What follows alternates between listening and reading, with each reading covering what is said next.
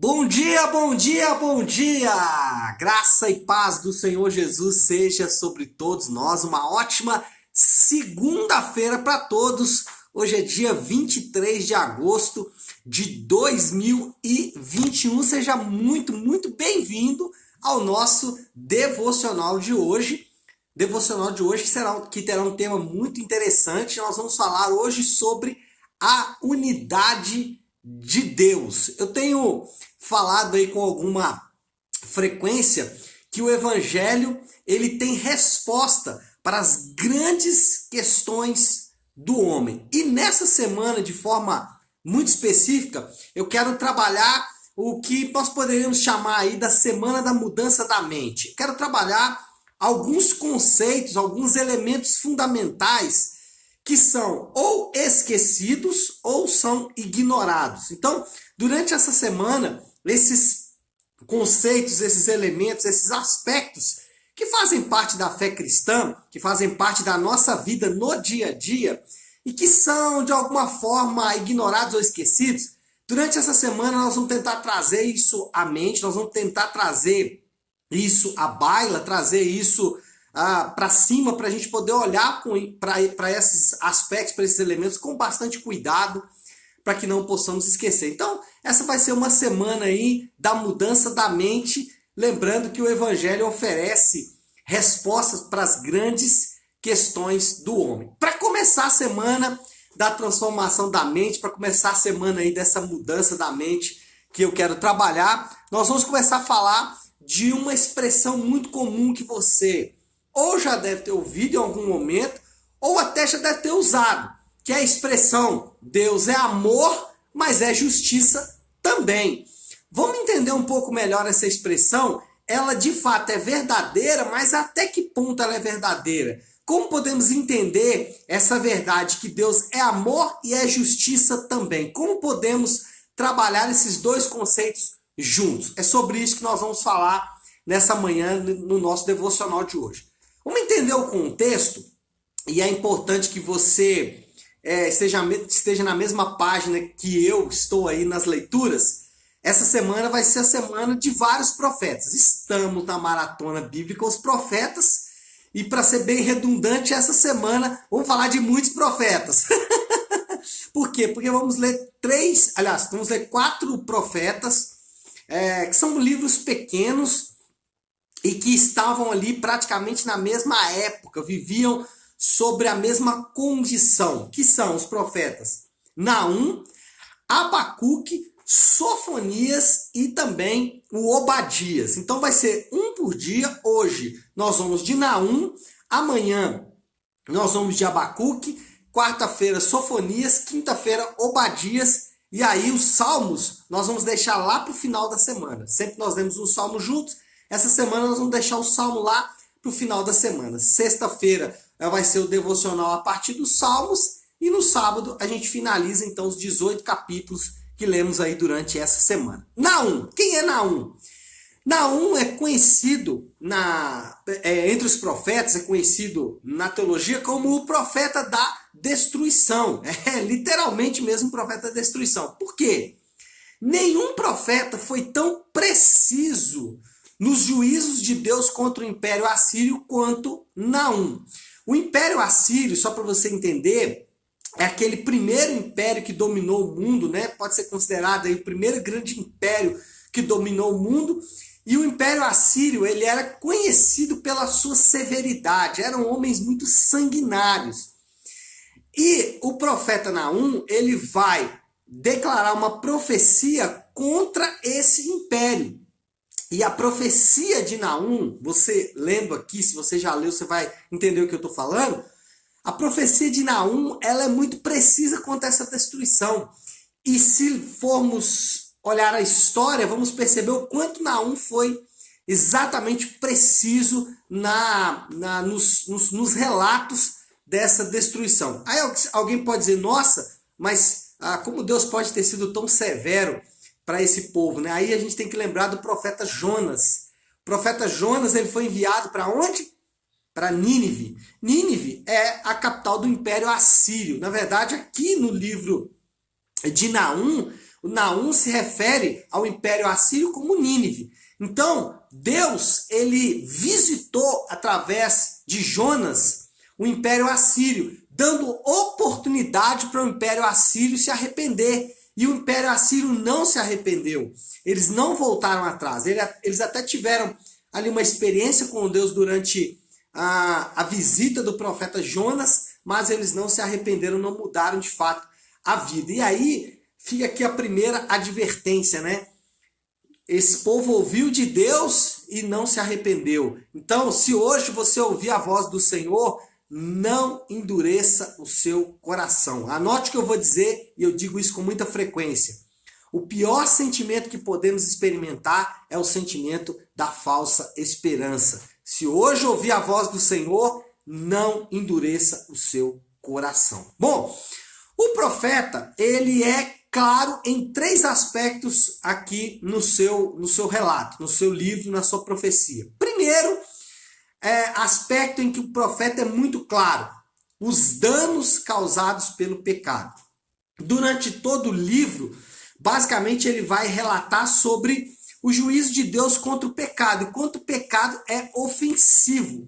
E ele tem um versículo aqui na sua profecia que ele é específico contra o pecado. Naum 3,19 diz assim: não há cura para a sua chaga, a sua ferida é mortal. Quem ouve notícias a seu respeito bate palma pela sua queda, pois quem não sofreu por sua crueldade sem limites. É claro que Naum está se referindo ao Império Assírio, aos ninivitas.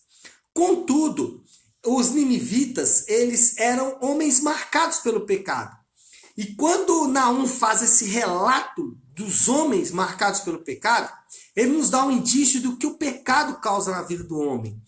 Então, esse é o quadro muito bem claro do que o pecado causa na vida do homem. Ele é uma chaga, uma ferida que só encontra cura no Senhor Jesus, só encontra cura no próprio Deus. Preste atenção.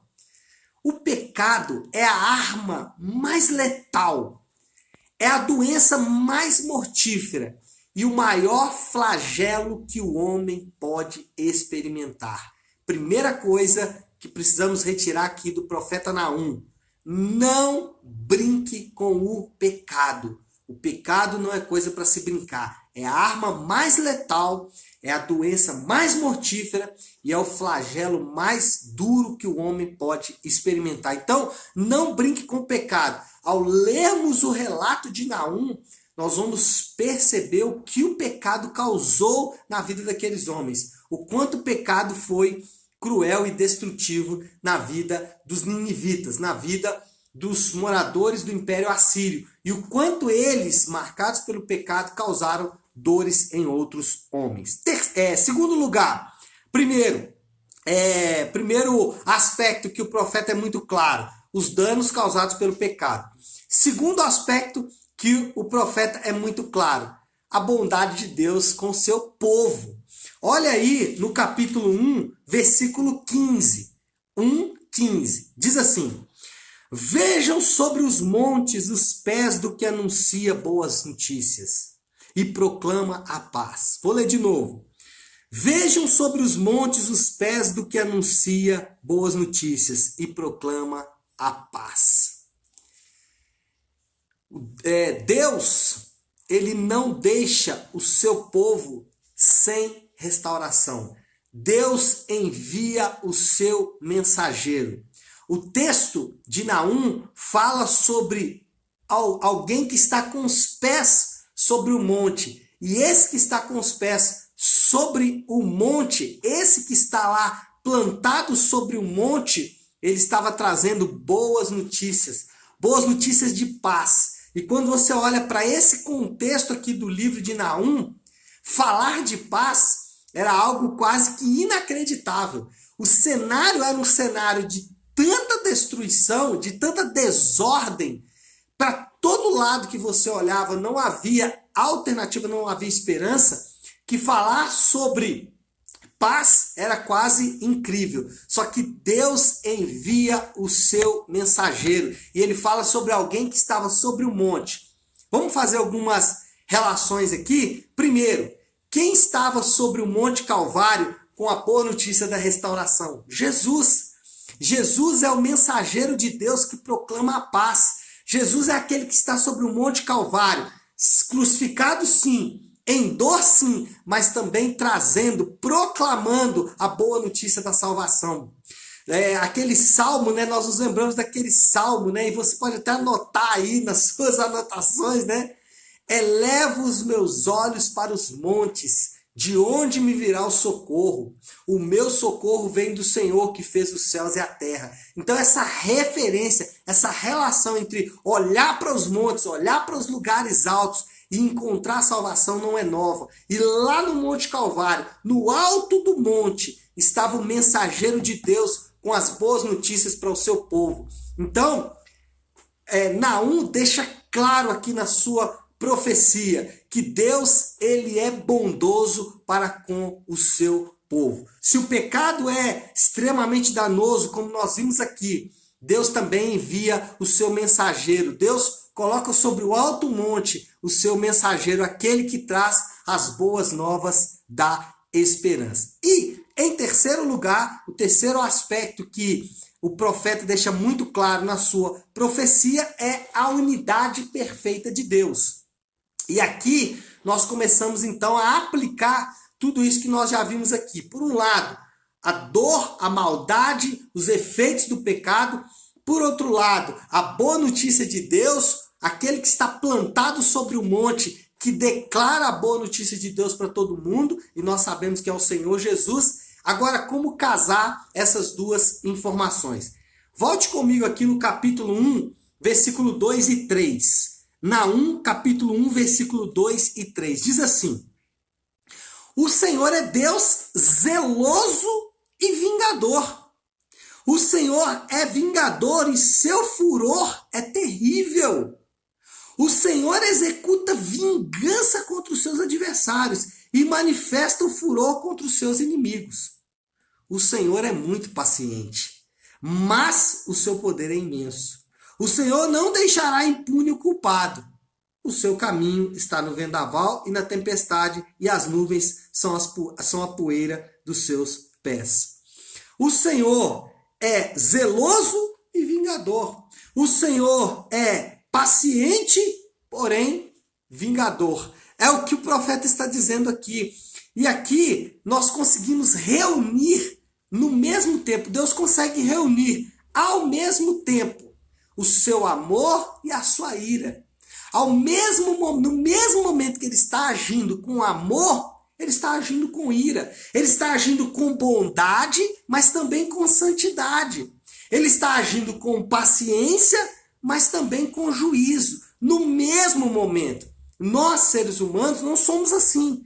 Quando estamos com raiva, nós estamos com raiva. Nós não conseguimos manifestar amor em meio à raiva. Deus, ele consegue manifestar no mesmo momento paciência e juízo. Deus consegue no seu juízo manifestar paciência. Deus consegue na sua ira mostrar amor. Ele faz isso ao mesmo tempo, no mesmo momento. A unidade de Deus é uma das mais belas e aterradoras expressões que nós temos de Deus na Bíblia. Deus consegue ser ao mesmo tempo essas coisas que para nós é quase impossível. E isso é belo, isso é fantástico, isso é espetacular, mas ao mesmo tempo é aterrador. Por quê? Porque ao mesmo tempo que Deus está manifestando o seu amor, amor como Deus amou o mundo de tal maneira que deu seu Filho unigênito. Mesmo nesse momento em que ele ama o mundo e entrega o seu Filho unigênito por amor, ele também está manifestando ira, também está manifestando juízo, também está manifestando santidade. Porque o mesmo Deus que é amor e que se entregou pelos homens, como citei agora em João 3,16, aqueles que rejeitam esse amor vão experimentar a ira de Deus, vão experimentar o juízo de Deus. Aqueles que rejeitam o presente de Deus, aqueles que rejeitam aquele que está plantado sobre o Monte Calvário, aquele que anuncia boas novas, o mesmo Deus que derrama essas boas novas, esse amor, quando ele é rejeitado pelo homem, esse mesmo homem vai experimentar o juízo de Deus, vai experimentar a justiça de Deus. Então, qual é a moral da história aqui? Qual é a conclusão que nós temos? Não pense em Deus como um ser incompleto. Não pense em Deus como um ser incompleto. Ele não é só severo, ele não é só duro, mas ele também não é só doçura. Ele é as duas coisas ao mesmo tempo. Ele é as duas coisas juntas. É a unidade de Deus. Então, é isso que o profeta Naum estava mostrando aqui. Ao mesmo momento em que Deus era juízo contra os ninivitas, ele era amor para o seu povo. E ele declara esse amor dizendo, lá no alto do monte, eu vou plantar as boas notícias. E nós sabemos quem foi plantado no alto do monte foi o nosso Senhor Jesus. Então, esse é o nosso Deus. É semana da renovação da mente, como eu disse. E é uma das coisas que nós precisamos renovar é essa visão que temos de Deus como um Deus incompleto, como um Deus que ele só pode ser uma coisa, mas ele é todas as coisas ao mesmo tempo. Ele é paciente, mas é justo. Ele é amor, mas é ira. Ele é paciência e misericórdia, mas como o próprio texto diz aqui, ele também é vingador, ele não vai deixar os pecados impunes. Bom, para finalizar e dar uma aplicação aqui, um desafio para você, eu quero desafiar você a pensar um pouco hoje. A hora que acabar o devocional aqui, pare aí, né, o que você está fazendo, mas não é para orar ainda não. A hora que terminar o devocional, pare um pouquinho e pense nos conceitos equivocados que você tem em relação a Deus. Comece a pensar quem é Deus para você. E começa não mais a conceber Deus a partir daquilo que você pensa ou a partir daquilo que as pessoas falaram para você sobre quem Deus é. Mas vá para as Escrituras, vá para a Bíblia e procure aprender quem Deus é. Por exemplo, muitas pessoas dizem que nós devemos amar as pessoas como a nós mesmos, mas em primeiro lugar devemos amar a Deus. E como nós amamos a Deus? Você já pensou sobre isso? Bom, é sobre isso que nós precisamos analisar. Como podemos amar a Deus? Pense sobre isso, nos conceitos equivocados que você tem de Deus. E eu preciso encerrar, porque já deu 20 minutos. Então vamos encerrar por aqui. Vamos encerrar em oração. Então eu queria te convidar agora, né, a parar um pouquinho aquilo que você está fazendo e vamos juntos buscar a Deus em oração, vamos juntos buscar ao Senhor em oração. E como eu faço toda segunda-feira, eu gosto de começar a semana com a oração do Pai Nosso. Então vamos hoje orar a oração do Pai Nosso. Vamos orar juntos, oremos assim. Pai nosso que estás nos céus, santificado seja o teu nome. Venha o teu reino, seja feita a tua vontade, assim na terra como no céu. Dá-nos hoje o nosso pão de cada dia. Perdoa as nossas dívidas, assim como perdoamos aos nossos devedores. E não nos deixes cair em tentação, mas livra-nos do mal, porque teu é o reino, o poder e a glória para sempre. Amém, amém e amém. Amém, pessoal? Bom, então é isso. Nós vamos ficando por aqui. Eu quero só dar um recado importantíssimo para você que está me assistindo agora. Hoje à noite, às 20 horas, na nossa Igreja Nave, nós vamos ter um talk, nós vamos ter uma conversa, um workshop, na verdade, dentro do Talk de Homens, para falar sobre finanças. Nós vamos falar sobre organização financeira. Nós, como brasileiros, de forma geral, temos dois problemas com relação às finanças. Primeiro, desorganização. Somos desorganizados financeiramente, e isso é um problema. Mas pior do que a desorganização, somos arrogantes. Não queremos aprender a como organizar bem as finanças. Então hoje nós vamos receber no Talk de Homens O Breno Castilho, o Breno é presbítero da nossa igreja, um amigo que eu tenho, ele é economista e é especialista em finanças, e ele vai falar hoje sobre, então, como organizar a vida financeira. Então, não perde, é um evento gratuito, né? Basta você comparecer às 20 horas hoje na nossa igreja Nave. Eu dou mais informações pelo direct, tá bom? Deus abençoe, fiquem com Deus, ótimo dia para todos. Amanhã, 7h30 da manhã, estaremos aqui de volta. Deus abençoe.